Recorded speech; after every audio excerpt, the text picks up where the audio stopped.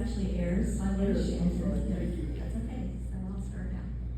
So my name is Shannon Ayers, and I'm the Education Division Lead for Citizens Defending Freedom in Collin County. CDF is a non-profit organization with county-level chapters across America to help citizens fight for transparency and accountability in local government and schools. We also work to safeguard the constitutional rights of citizens from infringements on their civil liberties pertaining to speech, safety, moral conscience, and religious expression, among others.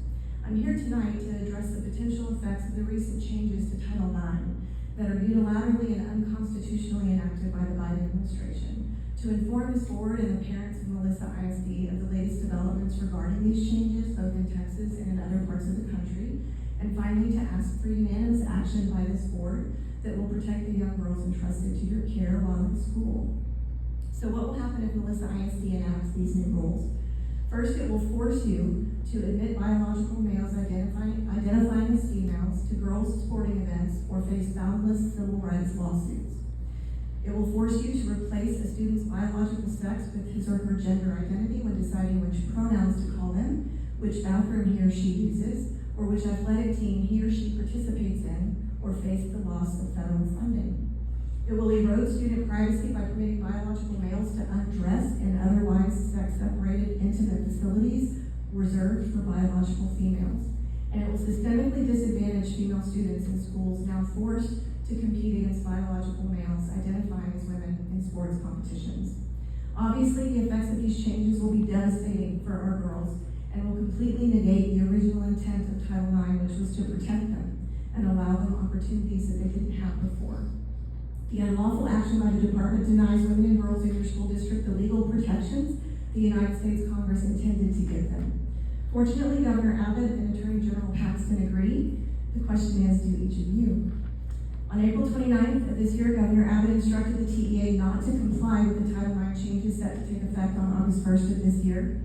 Also on April 29th, Attorney General Ken Paxton filed a lawsuit against the department alleging violations of the Administrative Procedure Act for circumventing congressional approval and disregarding the original statutory intention of Title IX that accords with the meaning of sex that was widely understood and accepted to be binary and biological at the time Title IX was originally enacted.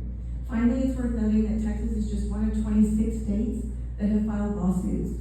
In Louisiana, at least 18 school districts have joined the state-led lawsuits against the Department of Education.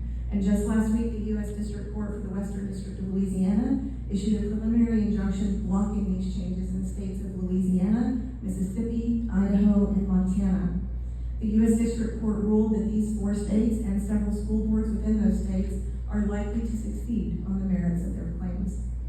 So I'm here to urge Melissa ISD to join this fight to protect our girls in 2 ways.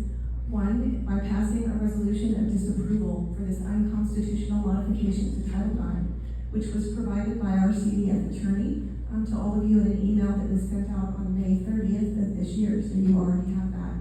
In addition, we are strongly encouraging you and other districts to consider joining any of the existing lawsuits currently in Texas to protect women and girls as intended by Congress when they enacted Title IX. These actions would go a long way in proving to the girls of Melissa ISD that you value their safety over money. And with the time I have remaining, I'd like to address library books. In recent months, CDF volunteers conducted audits of all school libraries in Collin County, looking for sexually explicit books as defined by the new HB 900 law that was passed last session.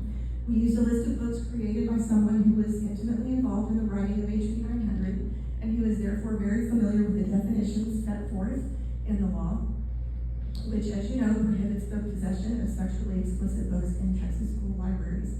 In Melissa ISD, we found 138 books that were on that list and provided those titles to Ms. Bodecker on April 10th of this year. While I haven't done a second complete audit, I did do a quick search prior to coming tonight and was surprised to find that none of them had yet been removed. So that was very disappointing.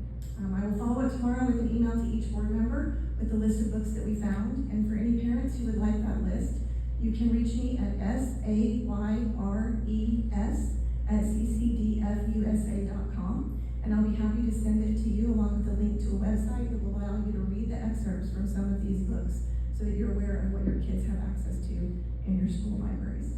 That's all I have. Thank you.